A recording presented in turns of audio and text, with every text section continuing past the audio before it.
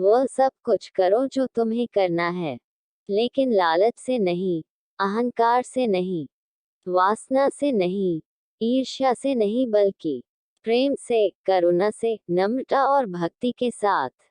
नर्क के 3 द्वार हैं, काम, क्रोध और लोभ। मैं ही सृष्टि का आदि, मध्य और अंत हूँ। जो चाहते हैं उसके लिए नहीं लड़ते हैं, तो जो खोया उसके लिए मत रो।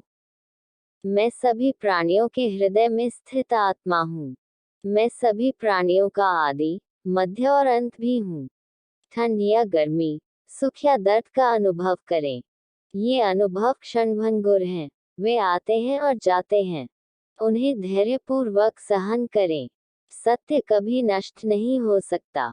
अच्छा करने से नहीं डरना चाहिए।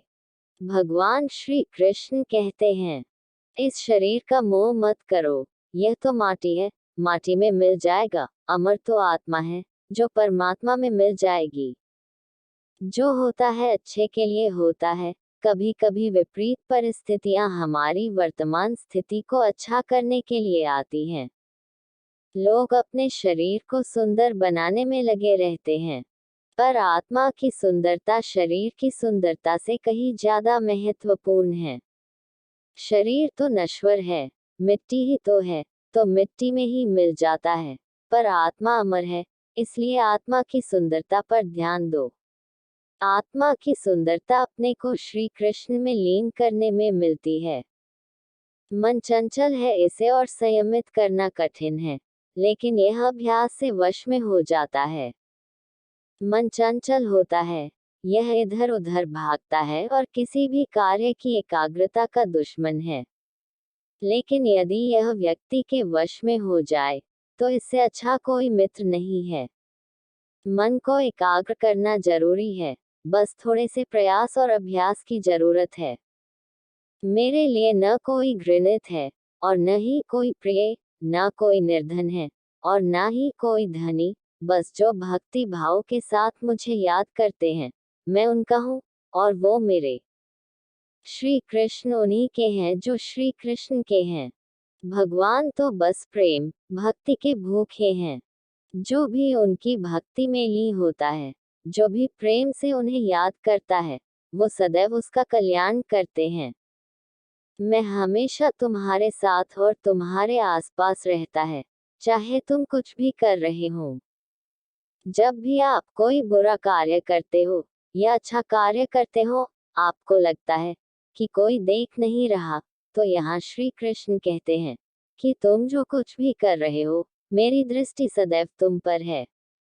इसलिए आप यह मत समझे कि आप अकेले हैं, आपके साथ श्री कृष्ण सदैव हैं। जो कुछ हुआ, अच्छे के लिए हुआ। जो हो रहा है, अच्छे के लिए हो रहा है। जो होगा वह भी अच्छे के लिए ही होगा। तो सकारात्मक रहो और अपना कर्म करो। आप वही हैं जिसमें आप विश्वास करते हैं। आप वह बन जाते हैं जो आप मानते हैं कि आप बन सकते हैं। हमारी सफलता और असफलता इस बात पर निर्भर करती है कि हम खुद पर कितना विश्वास करते हैं। व्यक्ति जो चाहे बन सकता है, यदि पूरे विश्वास के साथ अपने लक्ष्य पर लगातार चलता रहे।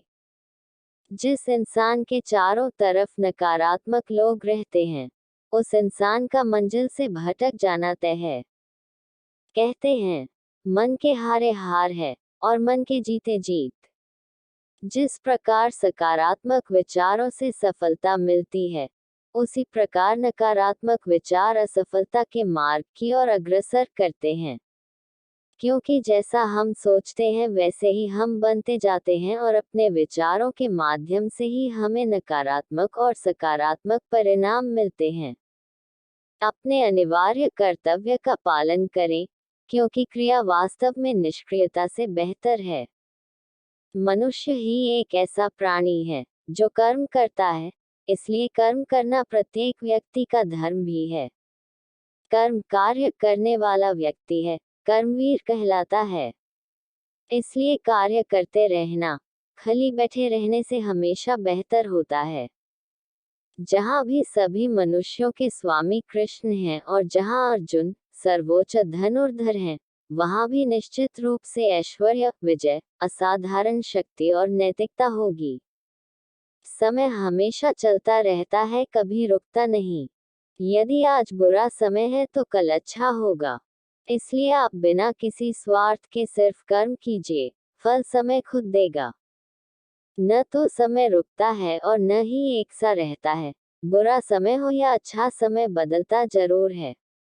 आज बुरा है तो कल अच्छा, और अच्छा तो फिर बुरा समय जरूर आएगा। सुख के बाद दैख और दैख के बाद सुख आते जाते रहते हैं। इसलिए इस पर हमारा कोई वश नहीं है, लेकिन कर्म पर हमारा वश जरूर है। आप सिर्फ कर्म करिए, फल की चिंता किए बगैर। समय आने पर फल जरूर मिलेगा। जो अहंकार से मोहित हो जाता है, वह सोचता है मैं करता हूँ। जो अज्ञानी व्यक्ति होता है वो यह गलतफहमी पाल लेता है कि मैं करता हूँ, सभी कार्य मेरे द्वारा किए जा रहे हैं, ऐसा जान उसमें अहंकार घर कर लेता है।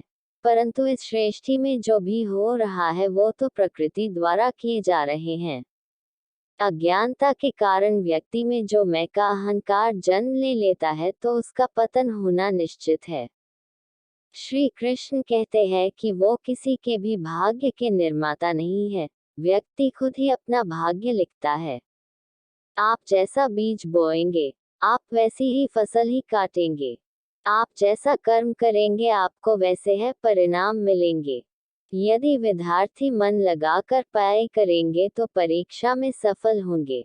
इसलिए हर व्यक्ति का भाग्य तभी बदलेगा जब वो ऐसे कर्म करेगा।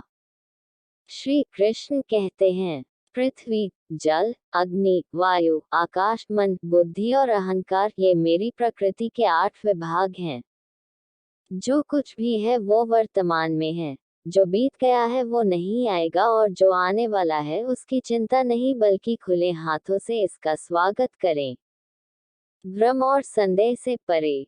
जब आप भगवान से प्यार करते हैं तो आप हर चीज से प्यार करते हैं।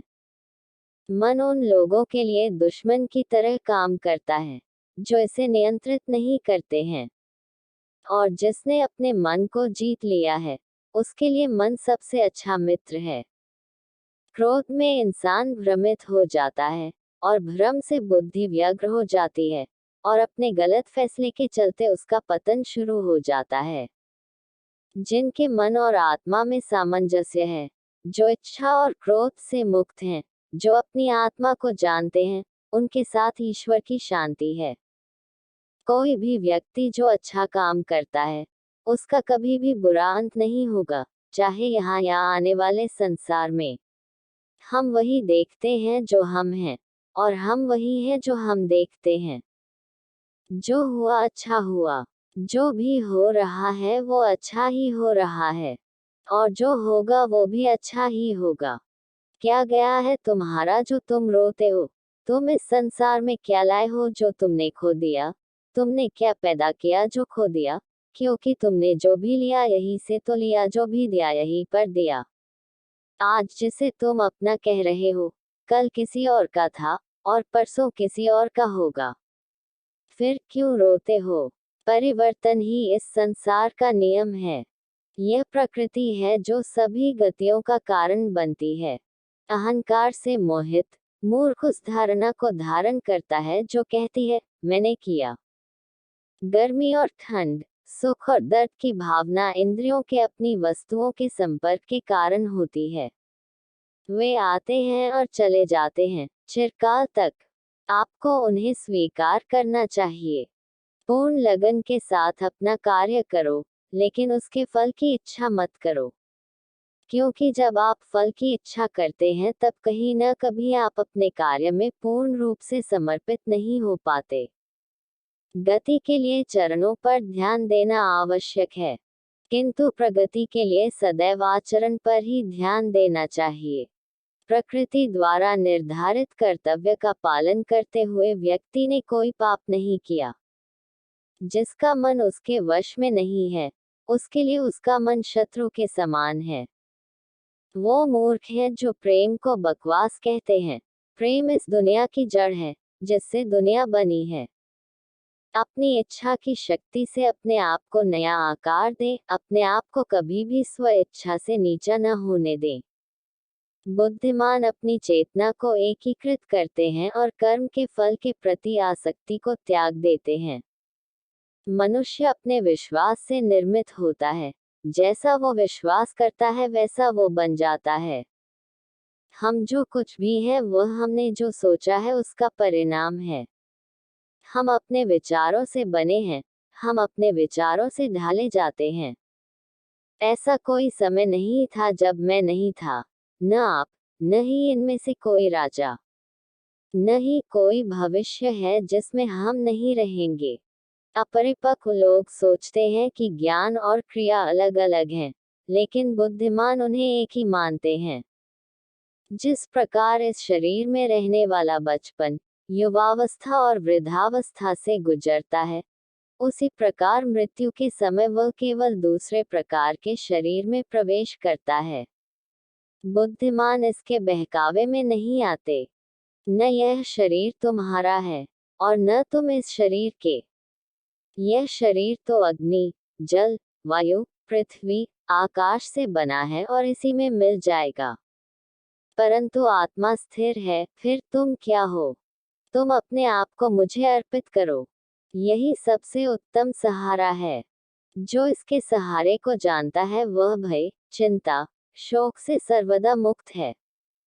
कोई भी व्यक्ति जो अच्छा काम करता है, उसका कभी भी बुरा अंत नहीं होगा, चाहे यहाँ या आने वाले संसार में। तुम्हारा मोह ही तुम्हारे दुखों का महान कारण है। जो पहले विष जैसा लगता है, लेकिन अंत में अमृत जैसा स्वाद लेता है, यह सत्व का आनंद है, जो स्वयं के साथ शांति से पैदा हुआ है। उम्मीद ही आपको रिश्ते में कमजोर बनाती है। उम्मीद का जन्म आपके मन में ही होता है। सभी स्वार्थी इच्छाओं पर काबू पाना पर्याप्त नहीं है, स्वामित्व और अहंकार को वश में करना भी आवश्यक है। श्री कृष्ण कहते हैं कि जिसे तुम अपना समझकर मग्न हो रहे हो, बस यही प्रसन्नता तुम्हारे दुखों का कारण है। कर्म मुझसे नहीं चिपके रहते क्योंकि मैं उनके परिणामों से जुड़ा नहीं हूँ। जो लोग इसे समझते हैं और इसका अभ्यास करते हैं वे स्वतंत्रता में रहते हैं। जो मनुष्य प्रकृति के गुणों से अनासक्त है और जो पूरी तरह से दिव्य ज्ञान में स्थित है, उसका कार्य पूरी तरह से परात्परता में विलीन हो जाता है। अभी निराश मत हो, क्योंकि तेरा वक्त कमजोर हो सकता है, तू नहीं।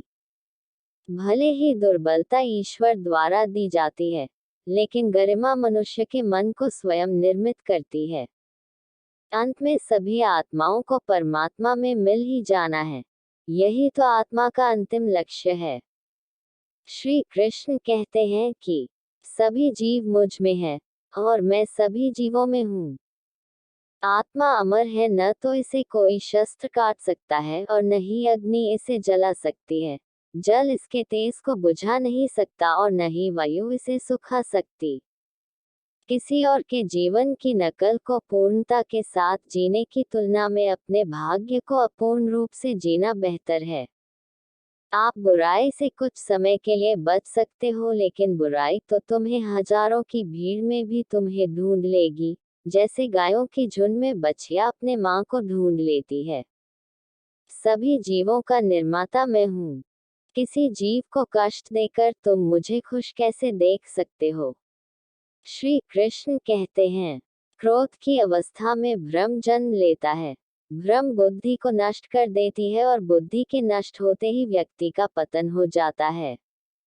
मैं सभी प्राणियों को समान रूप से देखता हूँ। मेरे लिए कोई बड़ा छोटा, अमीर गरीब नहीं है।